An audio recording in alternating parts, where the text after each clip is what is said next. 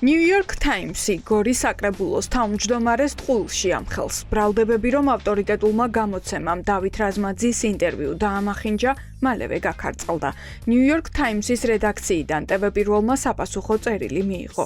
ამერიკულ გამოცემაში აცხადებენ, რომ გორელი საჯარო მოხელის განცხადებები მკითხველამდე სიტყვა-სიტყვით, ზუსტი ციტირებებით მიიტანეს. ჩვენ ზუსტად და დეტალურად ვციტირებთ ბატონი რაზმაძის სიტყვებს 90 წუთიანი ინტერვიუდან, რომელიც New York Times-თან გორის საკრებულოს შენობაში შედგა. ჩვენი ჟურნალისტის სანდოობაზე თავდასხმა წარმოადგენს მიზანმიმართულ ზეწოლას დამოუკიდებელ ჟურნალისტიკაზე, რომლის მიზანია სიმართლიდან ყურადღების გადატანა და თავისუფალი მედიის დასუსტება. ამ პასუხით დასტურდება, რომ დავით რაზმაძემ რუს ოკუპანტებს მშვიდობის მყოფელები, ქართველ სამხედროებს კი მოროდიორები ნამდვილად უწოდა. ამერიკიდან მხილების შემდეგ დავინტერესდით, როგორი იქნებოდა პასუხის პასუხი, თუმცა გორის საკრებულოს თავმჯდომარე გამქრალია. ის სატელეფონო ზარებს არ პასუხობს. გორელი ჩინოვნიკის დაცვა კი საკუთარ თავზე დღეს დავით მათიკაშვილმა აიღო. ოცნების დეპუტატი თანამტკიცებს, რომ სტატია არ წაუკითხავს და თან დადასტურებულად ამბობს, რომ წაუკითხავი სტატია შეკვეთილია. მე დავით რაზმაძის ეს ინტერვიუ არ წამიკითხავს. მე ხა გლობიზმის ძალიან დიდი კვალი და მოცემულობა რომ შეუიარაღებელი თვალით ჩანს სტატიის ავტორთან მიმართებით ხო ფაქტია. ქართული ოცნება გორის საკრებულოს პრორუსი თავმჯდომარის დასჯას არ აპირებს. სავარაუდოდ მას თანამდებობასაც ბოლომდე შეუნარჩუნებენ. რაზმაძის განცხადებაში მათთვის სკანდალური არაფერია. მისი თანაგუნდელების მსგავსად საქართველოს ომის დაწყებას დღეს დეპუტატი მათიკაშვილიც აბრალებდა და ოცნების დეპუტატმა 2008 წლის აგვისტოს ომის დაწყების კრემლისეული ვერსია შემოგთავაზა. როდესაც განახორციელა სააკაშვილის მოღალატე დამნაშავე რეჟიმმა აქტიური საომარი მოქმედებები ტალიანის ციტირებ 2008 წლის 7 აგვისტოს ამის შემდგომ გადმოილახა საზღვარი რეგულარული რუსეთის ჯარისა ოკუპანტისა გადაწყვეტილებებს ქვეყნის სასარგებლო და ინტერესებიდან კი არ იღებდა, რასაც მიცემდნენ ბრძანებას და რასაც დაავალებდნენ იმას აკეთებდნენ. რეალურად კი თუ აგვისტოს ომის ქრონიკებს ჩავხედავთ, 7 აგვისტოს 9 ნახევარზე რუსული რეგულარული არმია როკის გვირაბით საქართველოს ტერიტორიაზე შემოიჭრა, რის შემდეგაც 23 საათსა და 35 წუთზე პრეზიდენტმა სააკაშვილმა თავდაცვის სამინისტროს გაერთიანებულ შტაბს საქართველოს ტერიტორიაზე შემოჭრილი რუსეთის რეგულარული შენაერთების შეჩერება უბრძანა. ეს კარგად იცის ოცნების რიგითებით დაწყებული ბიძინა ივანიშვილით დამთავრებული ყველამ,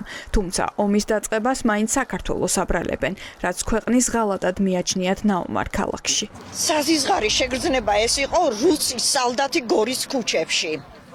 რუსის სალდათები აი ამ ცნობილი უნიტაზებით დღესაც ატყვია ამ მოედანს.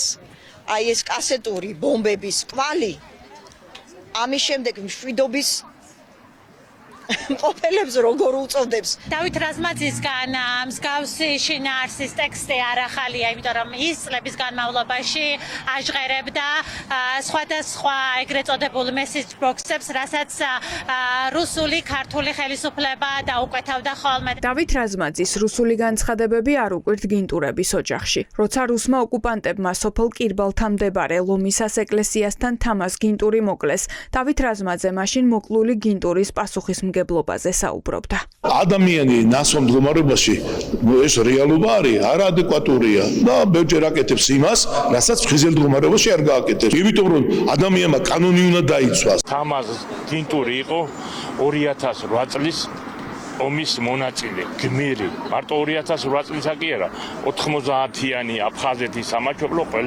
ყველა ომი ჰქონდა გამოვლილი და თამაზ გინტური იყო ძმა. დავით რაზმაძე ვერ მჯერობს კარგად, დავით რაზმაძე ასრულებს დავალებებს. დავით რაზმაძე ამტკიცებს, რომ რუსეთზე კარგს ვერავინ ათქმევინებს, თუმცა მისი ოჯახის რუსულ კავშირებზე არაერთი საგამოძიებო რეპორტაჟი მომზადებულა.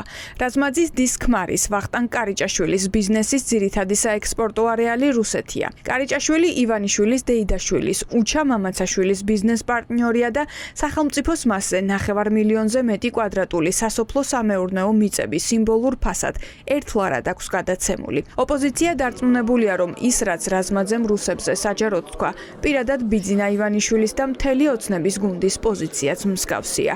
ფრაქცია ნაციონალური მოძრაობა გორის საკრებულოში თავმჯდომარის იმპიჩმენტის პროცედურის დაწყებას აანონსებს. ძალიან ბევრი კითხვის ნიშანი არსებობს იმასთან დაკავშირებით, თუ რატომ მხარს არ უჭერს ოპოზიციად წოდებული ქვეყნიდან გაქცეული გიორგი გახარიას საკრებულოს წევრები, ერთიანი ნაციონალური მოძრაობის საკრებულოს წევრების ინიციატივას ამ სამარცხვინო მოღალატის იმპიჩმენტთან დაკავშირებით. ჩვენი გადაწყვეტილება ამ შემთხვევაში არ უცვლელი არის შესრულად. ჩვენ თავიდანვე განვაცხადეთ, რომ იმპიჩმენტს ჩვენი მხარდაჭერა რა თქმა უნდა იქნება. ადამიანები, როდესაც ქვეყნისთვის ამაზიანებელ და მოღალატეური განცხადებებს აკეთებენ, ესეთი ადამიანებს ვის წინააღმდეგ რა თქმა უნდა ჩვენ ყოველთვის იმპიჩმენტს მხარს დაუჭერთ. ძლიერი საქართველოს შტაბის ხელმძღვანელი ბატონი გელაშარვაშვილი იყო პირველი პოლიტიკური ლიდერი, რომელმაც მოითხოვა რაზმაძის იმპიჩმენტი. შესაბამისად, ორივე ეს პოლიტიკური ძალა ერთმნიშვნელოვნად უჭერს მხარს რაზმაძის იმპიჩმენტს. ოპოზიცია დარწმუნებულია, რომ ქართული ოცნება რუსებისთვის რევერანსების საკეთებლად ნაომარ ქალაქს სპეციალურად ირჩევს.